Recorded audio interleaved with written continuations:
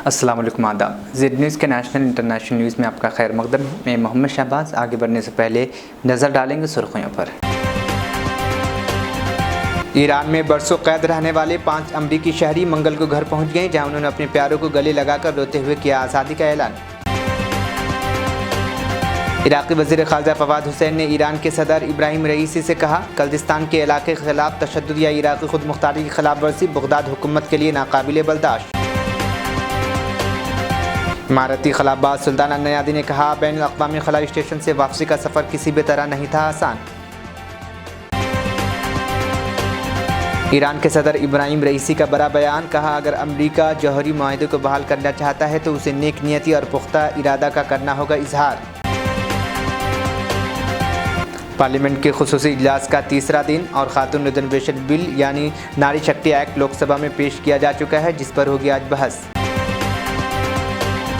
अब खबरें तफसील से। ईरान में बरसों कैद रहने वाले 5 अमरीकी शहरी मंगल को घर पहुंच गए, जहां उन्होंने अपने प्यारों को गले लगाकर रोते हुए आज़ादी का ऐलान किया। ईरान से रिहा होने वाले ये कैदी फोर्ट बेलविया वर्जीनिया में उतरे, जहां सुबह के औकात में तालियों की गूंज में उनका खैर मकदम किया गया। स्यामक नामी जहाज से सबसे पहले बाहर निकले, वो एक लम्हे के लिए रुके। उन्होंने अपनी आंखें बंद की और तैयारे से उतरने से कबल एक गहरी सांस ली। वहाँ आने वालों ने, जिनमें से बाज़ ने छोटे छोटे अमरीकी परचम थाम रखे थे, उन्हें गले लगाया और अंग्रेज़ी और ईरान की अहम ज़बान फ़ारसी में उन्हें खुशामदीद कहा। ईरान से रिहाई पाने वाले नमासी के भाई बाबक ने एयरपोर्ट पर कहा कि आखिरकार डरावना ख्वाब ख़त्म हो गया। अमेरिका पहुंचने वाले इन अफराद ने बाद अज़ां अहल खाने के साथ ग्रुप फ़ोटो भी बनवाई। इन शहरियों की रिहाई ईरान के साथ एक माहदे के नतीजे में अमल में आई है, जिसके माहदे के तहत सदर जो बाइडन ने ईरान के मुंजमद तकरीबन $6 अरब असासे जारी करने पर रजामंद ज़ाहिर की थी। ईरान के साथ कैदियों के तबादले के माहदे के तहत ईरान में कैद 5 अमरीकी शहरी रिहाई के बाद दोहा पहुँचे थे। अमरीकी शहरियों की रिहाई के बदले में अमेरिका में कैद 5 ईरानी शहरियों को रिहा किया गया और जनूबी कोरिया में मुंजमद ईरान के $6 अरब भी कतर मुंतकिल कर दिया गया। अमरीकी सदर जो बाइडन ने एक बयान में कहा था कि ईरान के साथ माहदे तय पाने के बाद वहाँ हिरासत में लिए गए 5 मासूम शहरी आखिरकार वतन वापस आ रहे हैं और वो बहुत जल्द अपने प्यारों से मिलेंगे। सदर जो बाइडन ने अमरीकियों की रिहाई में मदद करने पर कतर, ओमान, स्विट्ज़रलैंड और जनूबी कोरिया की हुकूमतों का शुक्रिया अदा किया। उन्होंने कहा कि मैं कतर के अमीर शेख तमीम बिन हमद अस्सानी और ओमान के सदर हसीम बिन तारिक का खुसूसी शुक्रिया अदा करता हूँ। इन शख्सियात ने कई माह की मुश्किल और असूली अमरीकी सफारतकारी के दौरान इस माहदे को आसान बनाने में मदद की। दूसरी जानिब इराक़ी वज़ीर ख़ारजा फ़वाद हुसैन ने ईरान के सदर इब्राहिम रईसी से कहा है कि कर्दिस्तान के इलाके के ख़िलाफ़ तशद्दुद या इराक़ी खुद मुख्तारी के ख़िलाफ़ वर्जी बगदाद हुकूमत के लिए नाकाबिल कबूल है। मीडिया रिपोर्ट के मुताबिक फ़वाद हुसैन ने एक इंटरव्यू में कहा कि कर्दिस्तान के इलाकाई हुकूमत और द कर्दिस्तान रेंजर ने सिक्योरिटी माहदे की पासदारी की है। उन्होंने कहा कि कर्दिस्तान के इलाके पर हमला या इराक़ी खुद मुख्तारी के ख़िलाफ़ वर्जी नहीं चाहते। इस हकीकत का हमने तेहरान के साथ वाज़ेह तौर पर जिक्र किया है। हमें ईरान के माहदे की पासदारी करने की ज़रूरत है और इराक़ की खुद मुख्तारी के ख़िलाफ़ तशद्दुद या किसी तौर पर इस्तेमाल नहीं करना चाहिए। इराक़ी वज़ीर ख़ारजा ने मज़ीद कहा कि ईरान की जानिब से किसी तरह की जारहियत की हमें तवक्को नहीं है और ख्वाहिश है कि इराक़ के लिए पुरतशद्दुद ज़बान भी इस्तेमाल न की जाए। ईरानी सदर इब्राहिम रईसी और वज़ीर ख़ारजा हुसैन आमिर अब्दुल्लाहियान के साथ अलग अलग मुलाकातों का जिक्र करते हुए फ़वाद हुसैन ने बताया कि मुस्तक़बिल में सरहद पार से किसी किस्म की झड़पों को रोकने के लिए दोनों मुल्कों के दरमियान सिक्योरिटी माहदे पर बातचीत की है। उन्होंने कहा कि ये वाज़ेह है कि वफाकी हुकूमत और कर्दिस्तान के इलाकाई हुकूमत ने सिक्योरिटी माहदे के नफाज़ के लिए ज़रूरी इक़दाम किए हैं, जिनमें से सरहदी इलाकों में रहने वाले की कमियों में वापसी भी शामिल है। सरहदी इलाकों में 1 हफ्ते से भी कम वक्त में 5 कैंप कायम कर दिए गए हैं और ईरान से इस मामले में बखूबी वाकिफ़ है। उन्होंने मज़ीद कहा कि हम कुर्दों को कैंपों में पनाह गुज़ीनों के तौर पर रहने या ईरानी मुआफ़ी से फ़ायदा उठाने और वहाँ वापस आने में किसी एक का इंतखाब कर देते हैं। उन्होंने कहा कि इराक़ी दस्ते ने ईरान, इराक़ और बैनुल-अक़वामी मीडिया के अलावा अरबिल में ईरानी सफारतखाने और तेहरान के कौंसल खाने के नुमाइंदों को दावत दी है कि वाक़यात का मुशाहिदा करने के लिए साइट्स का दौरा कर लें। फ़वाद हुसैन ने कहा कि इब्राहिम रईसी के साथ न्यूयॉर्क में अक़वाम मुत्तहिदा की जनरल असम्बली के दौरान एक और मुलाकात तय की गई थी। दूसरी जानिब कुवैत के साथ ताल्लुकात के बारे में इराक़ी वज़ीर ख़ारजा फ़वाद हुसैन ने बताया कि इलाके में आबी गुज़रगाह खुद अब्दुल्ला तक रसाई के हवाले से सूरत हाल को वाज़ेह करने के लिए इराक़ी वज़ीर आज़म मोहम्मद शया अस्सुदानी और कुवैती वज़ीर आज़म अहमद नवाफ अल अहमद अस-सबाह के दरमियान न्यूयॉर्क में मुलाकात के लिए कोशिश की जाएगी। इमाराती खलाबाज सुल्तान अल नयादी ने कहा है कि बैनुल अक़वामी खलाई स्टेशन से वापसी का सफ़र किसी भी तरह आसान नहीं था। अल इमारात अल यौम के मुताबिक इमाराती खलाबाज का कहना था कि खलाई सफ़र करके वतन अज़ीज़ इमारात का परचम बुलंद और उसका नाम रोशन करना मेरा ख्वाब था।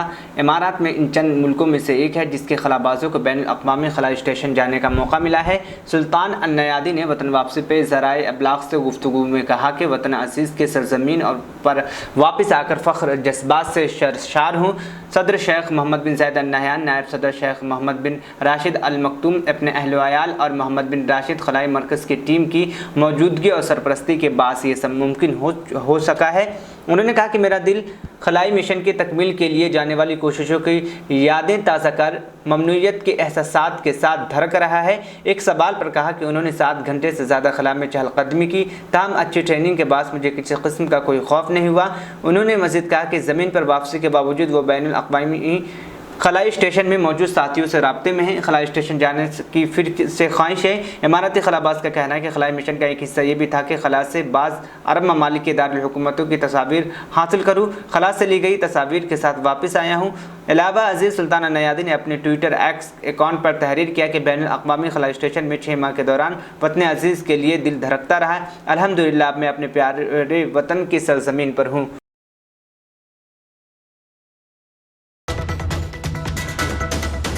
ईरान के सदर इब्राहिम रईसी ने कहा है कि अगर अमेरिका जौहरी मुआहदे को बहाल करना चाहता है तो उसे नेक नियति और पुख्ता इरादे का इजहार करना होगा।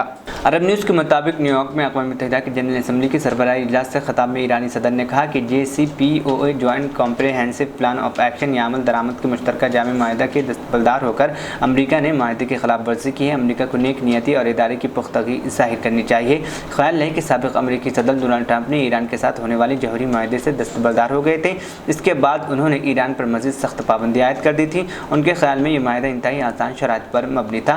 साबिक़ सदर बराक ओबामा के दौर में होने वाले इस मुआहदे को एक मरतबा फिर बहाल करने की कोशिश की गई, ताहम गुज़िश्ता साल ईरान की जानिब से यूरोपीय यूनियन की हतमी पेशकश से इनकार के बाद कोई ख़तरा ख़्वाह पेश रफ्त न हो सकी।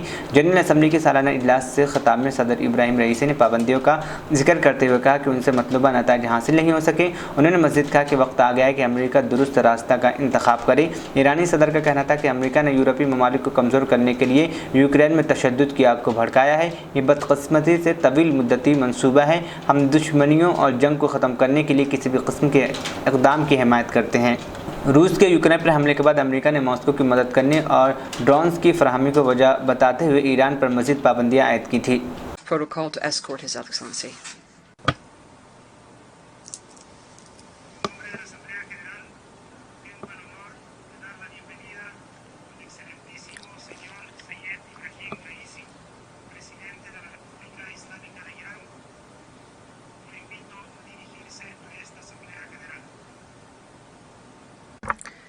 I invite him to address the Assembly on behalf of the General Assembly. Assalamu alaikum. Bismillahir Rahmanir Rahim. Alhamdulillahi Rabbil Alameen. Wa sallallahu ala sayyidina wa nabiyyina Muhammadin wa alihi at-tahirin wa sahbihi al-muntajabin. فبشر عباد الذين يستمعون القول فيتبعون احسنه. آقای رئیس انتخاب جناب عالی را به ریاست 78مین نشست مجمع عمومی سازمان ملل متحد تبریک میگویم. I congratulate you and give you felicitations on the 78th General Assembly of the United Nations. Since last year when I addressed everyone from this podium, the world has witnessed bitter as well as sweet events. But the world, nearly 8 decades following the establishment of the United Nations, the new session of the General Assembly commences as the world is experiencing unprecedented and historic changes. Meanwhile, the assurance of a luminous future for human society lies in the devoted observance of lofty virtues that guide people towards excellence and noble ideals.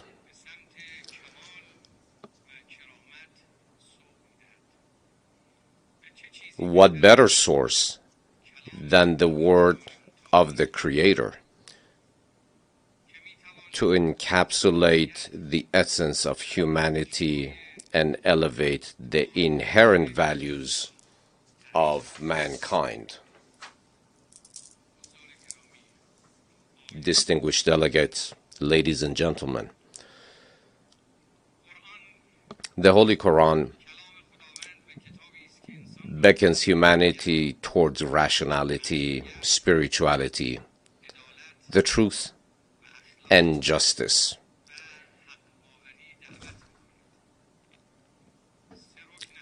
It expounds upon the unity of mankind, proclaiming all earthly inhabitants. It seeks to guide all towards human dignity, which will lead to the blessings sought by mankind. What has the Quran said to infuriate and focus the attention of those who seek power and hold the reins of power? The Quran says, humans do not accept oppression. And with this pursuit, you will be able to reach elevated divine values. The Quran speaks of equality among humans.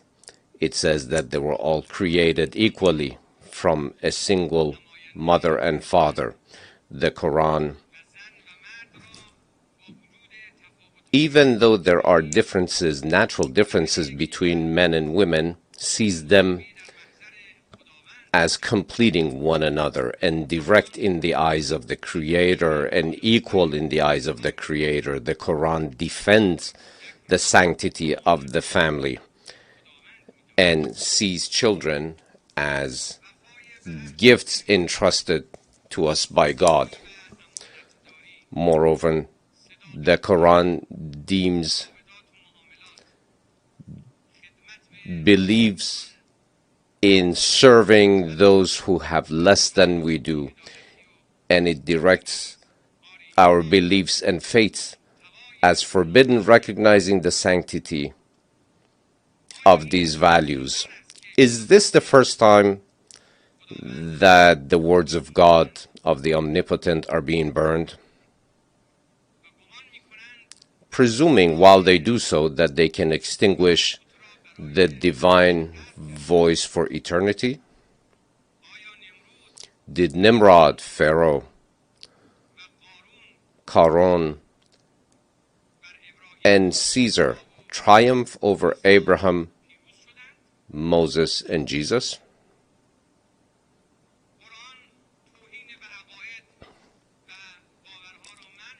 The Quran forbids all forms of violence in human interactions and deems respect towards Abraham, Moses, and Jesus on par and equal to with the sanctity for the Prophet Muhammad, peace be upon him.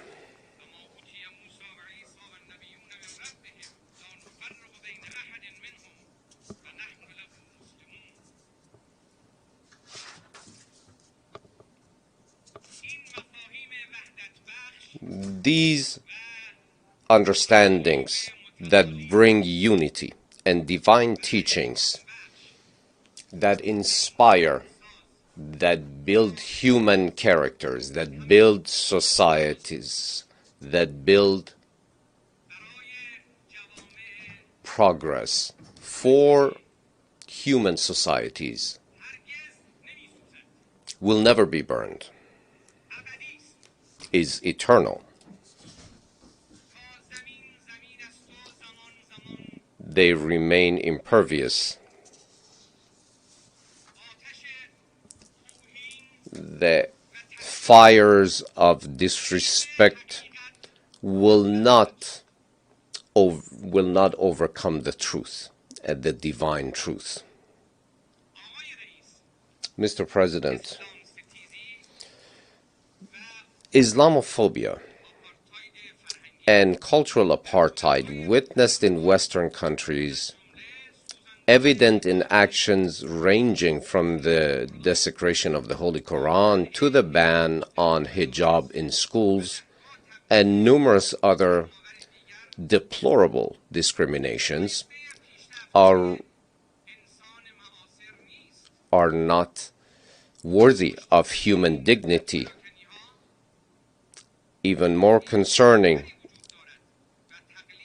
is that behind the scene there seems to be an agenda which seeks to divert attention with using the tool of freedom of speech. As one Westerner said, now that the West is faced with a crisis of identity, sees the world as a jungle and presents itself in the best of lights as a beautiful garden. And some potent interests see this fabrication as their tools of choice. These apartheid has targeted the Muslim community, particularly the immigrants who are themselves victims of colonial policies. In alignment with all adherents of faith and advocates for freedom, we firmly believe that reverence for religions should hold a prominent position on the United Nations agenda in order to indoctrinate the proper framework for respect to all world religions.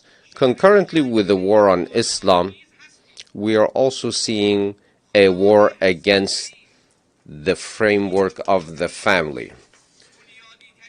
The family is the most fundamental column that has supported human development, which is now under attack. Today, crimes against humanity are not just the occupation of lands and oppression against people and mass killings, but it's also a concerted attack on the family itself. That is also a crime against humanity. The protection of the nucleus of the family, made up of the sanctity of marriage between a man and a woman, is an inherent truth to be accepted by the entire world. The proper teachings of the populations at large throughout the world, unless done so within the framework of the family, will not yield the desired results. These are divine words, mother, father, natural words and concepts such as family. Actions that can be seen as wanting to bring cessation to the human race itself. Saudi काबीने के इजलास में real estate project की फ़रोख्त और lease पर देने के निज़ाम की मंजूरी दे दी गई है। अरब मीडिया के मुताबिक काबीने का इजलास मंगल को शाह सलमान बिन अब्दुल अजीज़ के ज़रिए सदारत न्यूयॉर्क में हुआ। काबीने ने लीबिया में हालिया सैलाब से मुतासर अफराद को फूड पैकेज और शेल्टर्स समेत इमदाद की फराहमी के लिए ममलिकत की कोशिशों का भी जायज़ा लिया। इजलास का शुरा ने आलमी मालियाती इदारों की जानिब से सऊदी अरब की मुस्बत क्रेडिट रेटिंग और इसकी इक़्तिसादी तनों प्रोग्राम की सताइश को सराहा। इजलास में क्यूबा में मुनक़िदा G77 प्लस चाइना सरबराह इजलास के नताइज पर भी तबादला ख्याल किया, जिसमें वज़ीर ख़ारजा शहज़ादा फैसल बिन फरहान ने शाह सलमान बिन अब्दुल अजीज़ की जानिब से शिरकत की। काबीने ने अरब लीग की ज़ेर इंतज़ाम cyber security council of ministers क़याम के ऐलान को भी सराहा, जिसका जनरल सेक्रेटेरिएट और एग्जीक्यूटिव ऑफिस रियाद में होगा।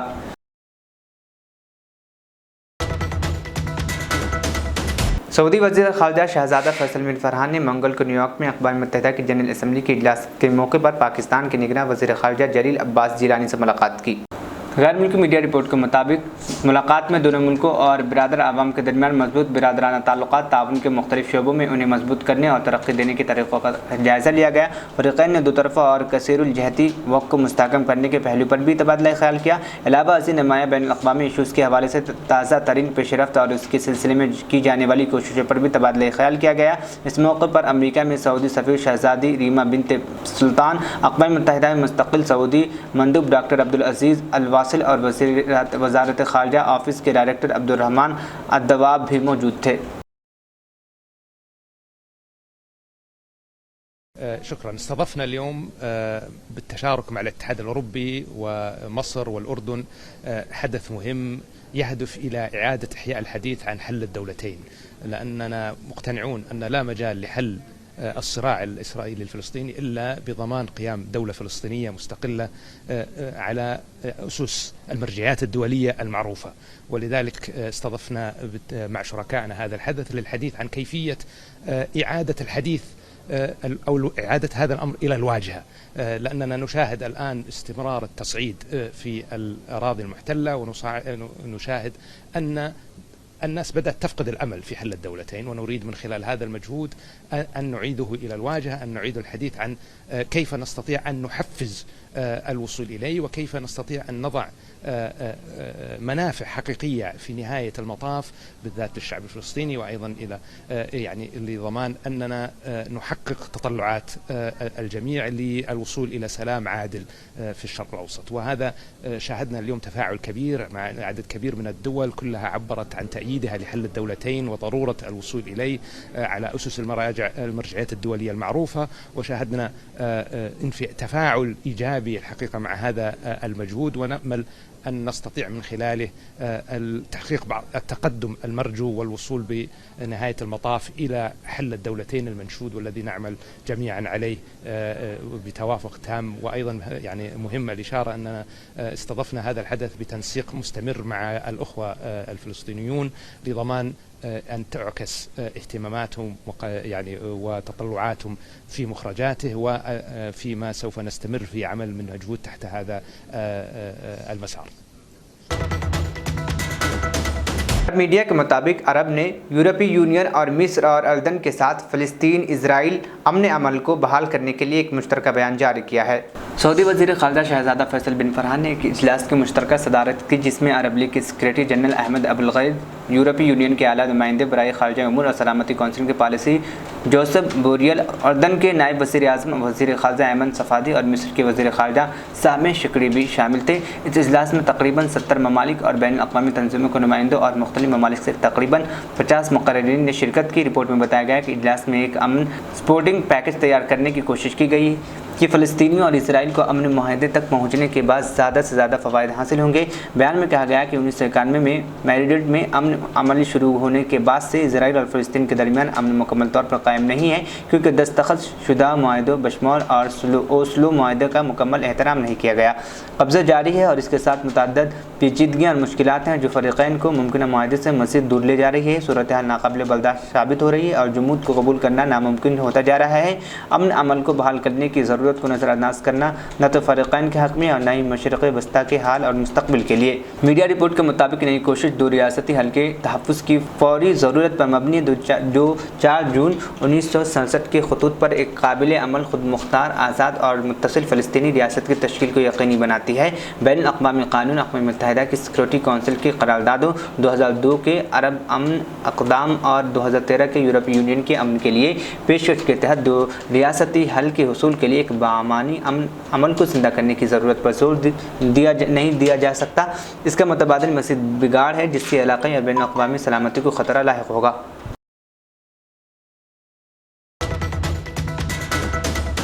पार्लियामेंट के खुसूसी इजलास का आज तीसरा दिन है और खातून रिजर्वेशन बिल यानी नारी शक्ति एक्ट को लोकसभा में पेश किया जा चुका है, जिस पर आज बहस होगी। इससे कबल लोकसभा में कायद हज़्ब इख्तिलाफ अधीर रंजन चौधरी ने नई पार्लियामेंट में दी जाने वाले आइन के नुस्खे पर सवाल उठाए। उन्होंने कहा कि इस आइन में सोशलिस्ट और सेकुलर अल्फाज नहीं हैं। मीडिया रिपोर्ट के मुताबिक अधीर रंजन चौधरी ने कहा आइन के जो नए नुस्खे कल यानी 19 सितंबर को दिए गए हैं, जिन्हें हाथों में पकड़कर हम पार्लियामेंट के नई इमारत में दाखिल हुए, उनकी तमहीद में सोशलिस्ट सेकुलर अल्फाज नहीं। हम जानते हैं कि ये अल्फाज 1976 में तरमीम के बाद शामिल किए गए थे, लेकिन अगर आज कोई हमें आइन देता है तो ये अल्फाज नहीं है तो ये तशवीशनाक बात है। कांग्रेस लीडर ने कहा कि इनके इरादे मशकूक हैं, बहुत चालाकी से किया गया है, ये मेरे लिए लम्हे फ़िक्र है। मैं इस मसले को उठाने की कोशिश की लेकिन मुझे मसला उठाने का मौका नहीं दिया गया। नए पार्लियामेंट हाउस में लोकसभा की कार्रवाई खातून रिजर्वेशन बिल के साथ शुरू हुई। लोकसभा में इस बिल को मरकज़ी वज़ीर क़ानून राम मेघवाल ने पेश किया। इस मौके पर वज़ीर आज़म नरेंद्र मोदी ने कहा, यह बिल अब नारी शक्ति विधन एक्ट के नाम से जाना जाएगा। इसके बाद जब अपोजिशन लीडर अधीर रंजन चौधरी बोलने के लिए उठे तो उन्हें कहा गया कि यह बिल कांग्रेस की हुकूमत के दौरान पेश किया गया था और ये राज्यसभा में पास हो गया था और लोकसभा में भी पास नहीं हो पाया था। हुक्मरान जमात कारकान असम्बली ने इस पर एतराज़ किया। इसके बाद अधीर रंजन चौधरी ने वज़ीर आज़म मोदी से कहा, इसके रवैये से पता चल जाएगा कि ईवान में हशक की हालात क्या है। ज़रा इन लोगों को देखो, वो आपकी बातों का भी एहतराम नहीं कर रहे हैं। इस किस्म का रवैया बराह रास्त वज़ीर आज़म की तौहीन है।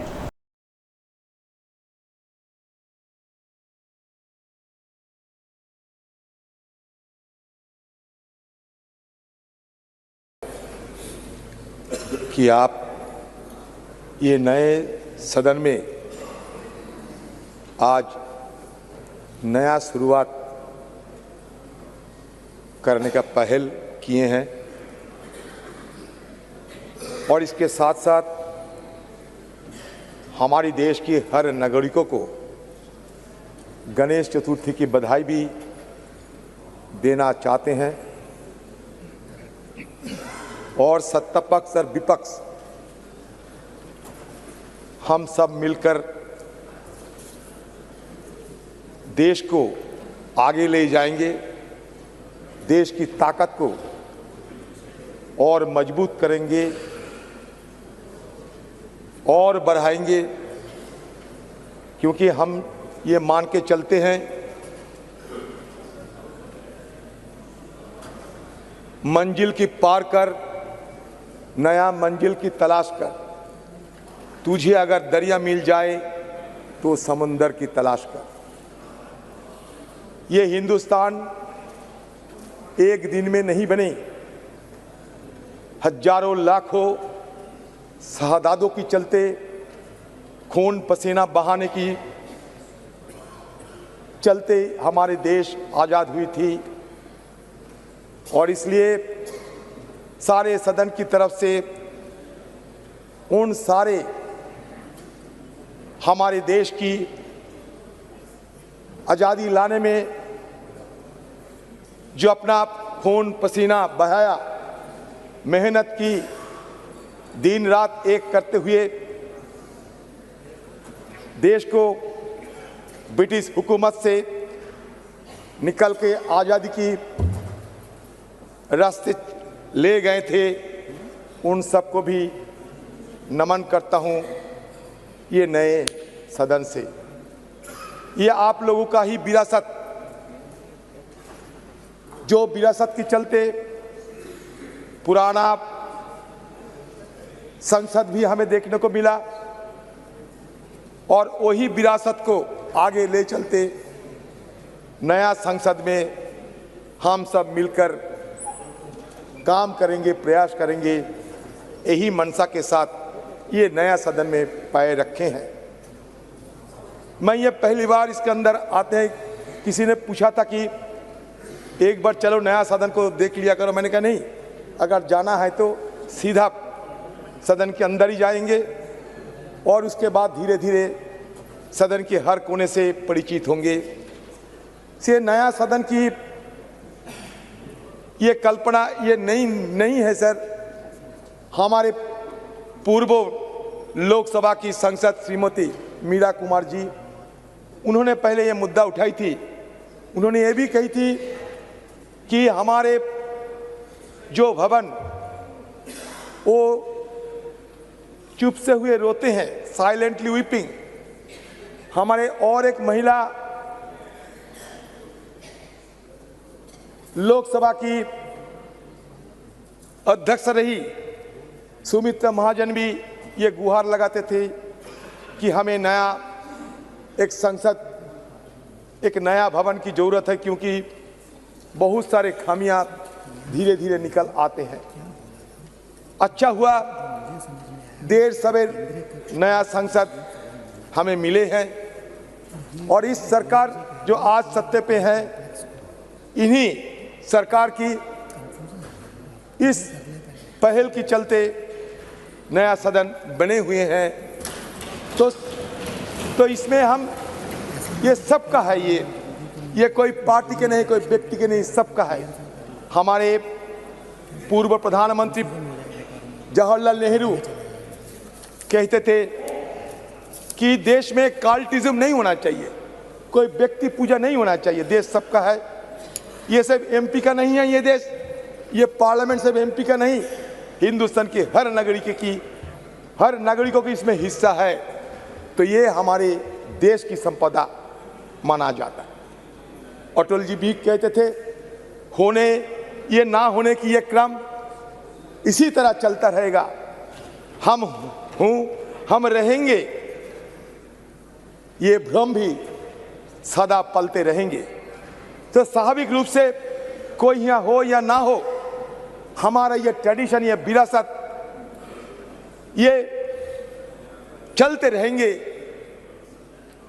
जितने दिन ये देश हिंदुस्तान है, उतने दिन ये हमारे ये विरासत आज हम कल दूसरों ने ये लेते आगे निकलेंगे। सर, मैं सर्वप्रथम हमारे प्रधानमंत्री जी और आप सबके सामने मैं एक बात कहना चाहते हैं, जो भी करें आप लोग ये मान के चलिए कि हमारे लिए संविधान सर्वोपरि है। ये संविधान मान लीजिए हमारे लिए गीता, कुरान और बाइबल से कमी नहीं है। ये संविधान जिसमें लिखा हुआ है सत्यमेव जयते, ट्रूथ ऑलवेज प्रिवेल्स, हम भी चाहते हैं कि सत्य की मार्ग पर हम आगे निकले और हमारे देश को सारे दुनिया में हम रोशन करें। सर, ये संविधान में ये लिखा गया पहली पन्नों में, जिसको हम कहते हैं कि प्रीएम्बल, ये प्रीएम्बल में ये लिखा गया, we the people of India having solemnly resolved to constitute India into a sovereign democratic republic and to secure to all its citizens. Sir, the people of India having solemnly resolved to constitute India into a sovereign, secular, socialist, democratic republic and to secure to all its citizens justice. आखिर में सुर्खियां एक बार फिर। Iran में बरसों कैद रहने वाले 5 अमरीकी शहरी मंगल को घर पहुंच गए, जहां उन्होंने अपने प्यारों को गले लगाकर रोते हुए किया आज़ादी का ऐलान। इराक़ी वज़ीर ख़ारजा फवाद हुसैन ने ईरान के सदर इब्राहिम रईसी से कहा, कर्दिस्तान के इलाके के खिलाफ तशद्दुद या इराक़ी खुद मुख्तारी की खिलाफ वर्जी बगदाद हुकूमत के लिए नाकाबिले बर्दाश्त। इमारती खलाबाज सुल्ताना नयादी ने कहा, बैन अल-अक़वामी खलाई स्टेशन से वापसी का सफ़र किसी भी तरह नहीं था आसान। ईरान के सदर इब्राहिम रईसी का बड़ा बयान, कहा अगर अमरीका जौहरी माहदे को बहाल करना चाहता है तो उसे नेक नियति और पुख्ता इरादा का करना होगा इजहार। पार्लियामेंट के खुसूसी इजलास का तीसरा दिन और खातून रिजर्वेशन बिल यानी नारी शक्ति एक्ट लोकसभा में पेश किया जा चुका है, जिस पर होगी आज बहस। नेशनल इंटरनेशनल न्यूज़ यहीं पर इख्तिताम पसंद हुआ। मुझे दीजिए इजाज़त, फिर कल मुलाकात। अल्लाह हाफिज़। मेहनत, लगन, निफासत का हसीन मरकज जौहरी, क्राफ्टेड जस्ट फॉर यू। मियार और एतमाद की रिवायत, जेवरात ऐसे कि आपका दिल जीत लें। जौहरी के दिलकश डिजाइन आपको दूसरों से मुनफरिद बनाए। हम हर किस्म की डिजाइन की ज्वेलरी ऑर्डर्स पर भी बनाते हैं, कोई यूं ही नहीं बनता। जौहरी दुनिया भर के 15,000 से ज्यादा के डिजाइन मौजूद हैं, जो आपके दिलों को भाएं। इतने खूबसूरत डिजाइन की ज्वेलरी कहीं और न मिले। कारीगरी के असली मायने आपको जौहरी पर तशरीफ लाने पर ही पता चलेंगे। हर 916 हॉलमार्क ज्वेलरी पर only 4.9% wastage. No making charges. Jauhari, crafted just for you. Gold, diamonds and platinum. Opposite Success School, 7 Toms Road, Toli Chowki, Hyderabad.